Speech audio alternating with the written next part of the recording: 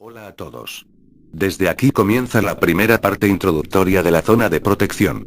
Después de ello comienza, para mí, la mejor parte de la serie. En donde cambiaré el concepto de muerto viviente. Crónica Zombie. Ciudad Muerta. Por R. Pacock. 3 de marzo. 6:14 horas. Me encuentro en la zona de protección que se encuentra ubicado en el centro de la ciudad. Comprende avenidas, calles, plazas, estaciones, centros comerciales, hoteles, casas, etc. Las decenas de entradas de acceso han sido bloqueadas completamente con rejas metálicas. Antes de seguir escribiendo, creo que primeramente tendré que documentar detalladamente el lugar donde me encuentro, y parte de la historia. He tenido que preguntar a varias personas para que me brinden datos necesarios a la cual he sumado a la información que yo mismo poseo. Escribiré el historial de este lugar. Aunque no sé por dónde empezar, lo que importa es hacer lo mejor que pueda. Todo ocurrió hace más de un año, cuando el presidente venezolano Hugo Chávez criticaba y acusaba duramente, como ya de costumbre, al imperio norteamericano por las invasiones sangrientas que hacían a los países del Medio Oriente. Y en una de esas críticas polémicas, mencionó también sobre algunos datos que habían sido filtrados por la red. Trataba sobre el método que usaban los marines para el exterminio masivo de personas.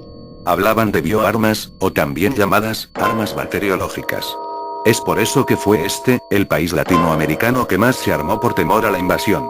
Lo que se le vino después fueron las duras críticas ya conocidas por los medios de comunicación. Después de unos meses, ocurrieron atentados terroristas en Rusia, Inglaterra, Francia, España, China y algunos países más. Pero esa información fue severamente censurada.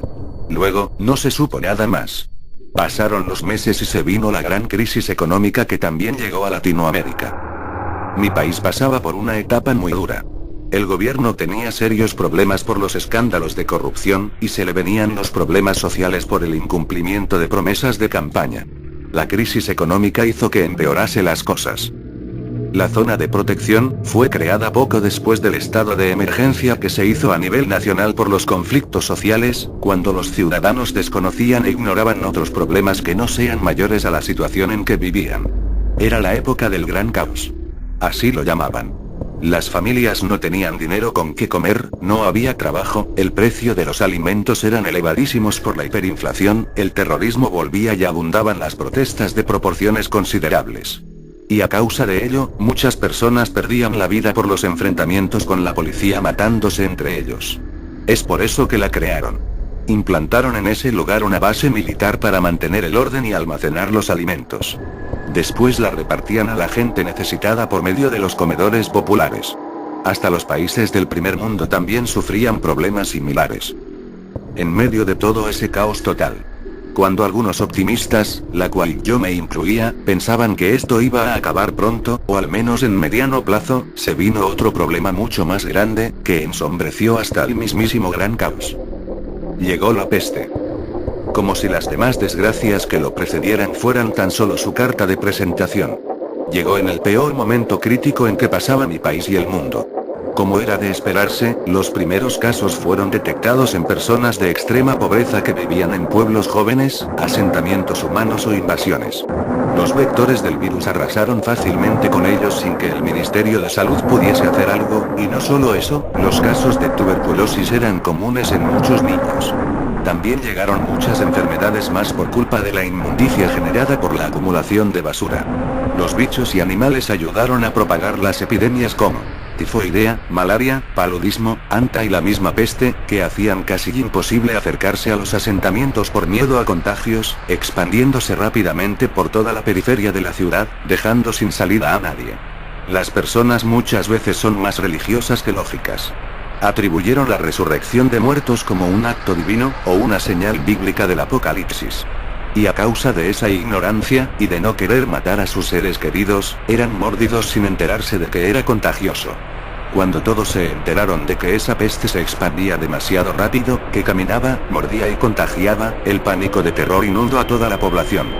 Pidieron a gritos refugio a la zona de protección, ya que estos contaban con alimentos y medicinas. Y así sucedió todo. Muchos de los supervivientes estuvieron en protección durante unas semanas, pero los problemas de salubridad dentro de ellas era pésima, y la llegada de más personas se hizo incontenible. Pero como ya les había mencionado mucho antes, los alimentos que provenían de la sierra, no llegaban. Y eso hizo que empeoraran las cosas.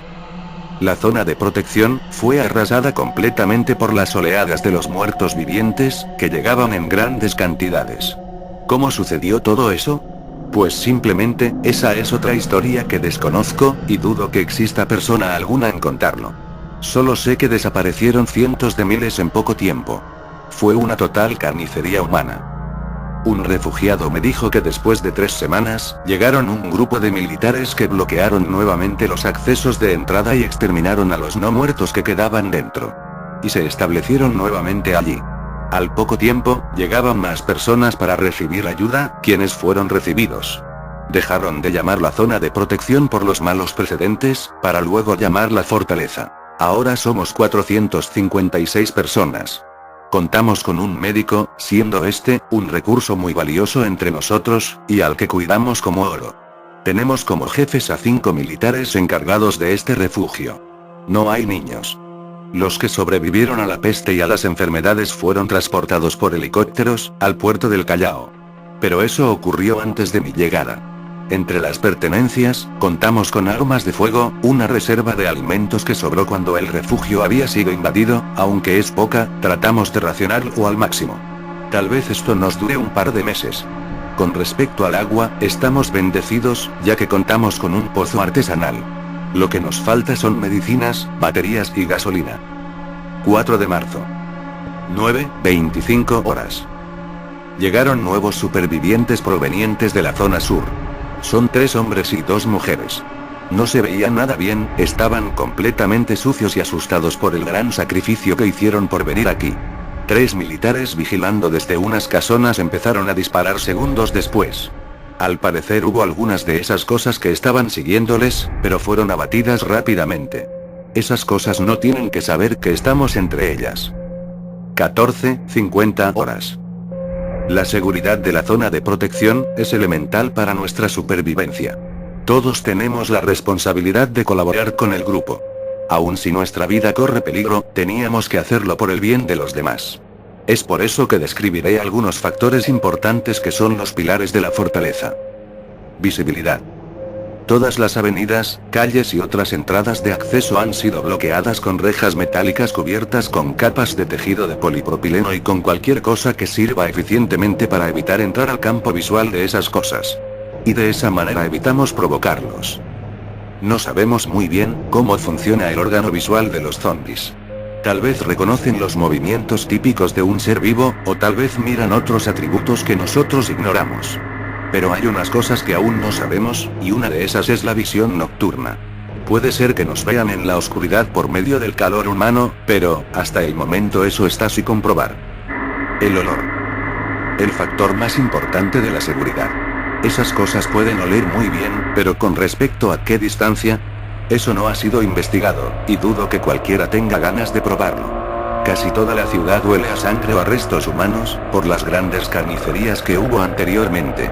El viento siempre trae los olores corruptos de distintos lugares de la ciudad. Y a pesar de tener que soportar esos olores fétidos, sorprendentemente esa es una de nuestras grandes ventajas.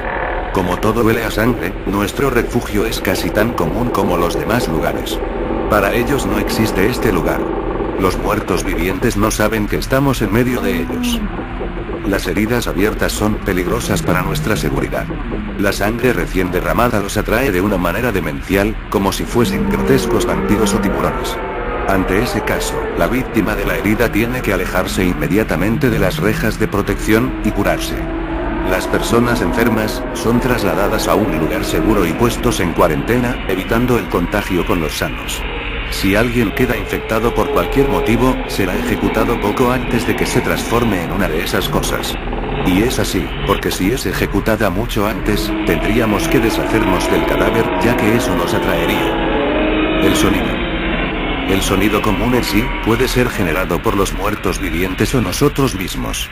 Pero, si estamos hablando de este tema, entra algo que está dentro de los campos científicos de la psicología. Los zombies, antes de ser lo que son, también eran humanos. Aún lleva esa masa encefálica que los hace pensar, pero a un nivel muy bajo. Pero, como cualquier animal inferior, piensan y aprenden, por medio del condicionamiento operante. Esas cosas aprendieron a reconocer el sonido de las explosiones de las armas de fuego, ya sean rifles o granadas, según sea el caso. Reconocen el sonido de los autos, o cualquier objeto que provoque ruido muy ajenas a los ruidos que generan los escombros de la ciudad. Y por último, también reconocen el sonido de la voz humana, que es muy extraña a la que ellos tienen. Todos estos estímulos pueden ser aprendidos, siempre en cuando tengan su recompensa, la carne humana. Estos son los tres primeros factores que representan los tres sentidos, que hasta el momento reconocemos como una gran defensa poderosa que nos mantiene alejados de los zombies, aunque estemos muy cerca de ellos. Tal vez hay muchas cosas que faltan implementar. Pero esa información la tenemos que ganar con la experiencia. La vigilancia. La vigilancia es el último factor, y que se crea, basa y sostiene de los tres primeros factores mencionados anteriormente. La vigilancia es tarea de todos. Como dice el dicho de este refugio, todos participamos y todos viviremos. El factor vigilancia está dividida en dos partes, los de arriba y los de abajo. Los de arriba está conformado por aquellas personas, sobre todo militares, que se encargan de la vigilancia total del refugio. Se encuentran ubicados en la cima de los edificios. Estos miran el movimiento de masas de los muertos vivientes.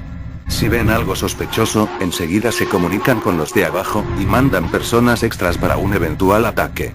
Los de abajo, son los que cuidan los barrotes metálicos. Son equipados con fusiles AKM incluidos los silenciadores caseros para evitar ruidos fuertes. Ya que la seguridad tiene que hacerse en silencio. Esos son los factores que nos han mantenido con vida, durante tiempo. Lo que se venga después, estará en mano de Dios. 5 de marzo. 10 horas. Parece que hay un tumulto en la zona oeste. Creo que va a pasar algo. Y lo más seguro es que van a recibir a nuevos supervivientes. Voy a indagar. 27 horas. No. No puede ser cierto. ¿Por qué diablos dejaron entrar a esas personas? Maldición, creo que los militares acaban de cometer un gran error. Casi todos están molestos y otros con temor por la presencia de los nuevos integrantes. Vinieron por una de las entradas de la zona oeste. Todos estaban hablando de ellos y esperando la llegada de estos. 3 de los militares y algunos reclutas estaban atentos ante la llegada que se aproximaba. 4 observadores estaban parados en los techos de 2 casonas, vigilando con sus rifles y comunicándonos con las manos la espera para abrir las rejas, para que logren entrar, sin que esas cosas los sigan y evitar que generen peligro alguno. De pronto, dieron la orden de confirmación. Todos retrocedimos cuando empezaron a rechinar los grandes y extensos barrotes metálicos que brindaban nuestra seguridad. Después de ello, entraron, uno por uno. Se nos quitó la sonrisa del rostro cuando entró el primero, y después los que siguieron, generaron desagrado a muchos, y al cual sinceramente, yo me incluyo. No se necesitaba ser un genio para saber quiénes eran y de dónde provenían. Ver esa apariencia, en verdad que daba miedo a cualquiera. Era unos malditos delincuentes, personas que por un celular o algunas monedas, mataban sin compasión alguna. Sabe Dios de qué manera habrán llegado hasta aquí. A simple vista eran habitantes del Callao. A mis espaldas empezaban a susurrar que provenían de los barracones, siendo este lugar, el punto más peligroso de esa provincia, habitados por una parte por afroperuanos. A esta gente solo los conozco por reportajes periodísticos sabatinos de la televisión y el internet. Tenían todas las características. Basta solamente con mirarlos. Cabezas rapadas con líneas y huecos, tatuajes en múltiples partes del cuerpo. Rostros maltratados, porosos y ásperos. Innumerables cicatrices causados por peleas y por ellos mismos en todos sus cuerpos, y en especial sus brazos, si se les puede decir así. Y si no basta con la descripción, su manera de hablar y caminar los delata. Eran personas que no entendían con la razón. Pero, lo que sí estoy seguro, es que marcaré distancia con ellos. No quiero problemas, odio los problemas, y sobre todo con ellos. Las personas le han bautizado con el nombre de Barracos, por motivo de su procedencia. Y en total son 9 de ellos. Espero que les haya gustado. La otra semana les daré la parte 14 como regalo de Navidad.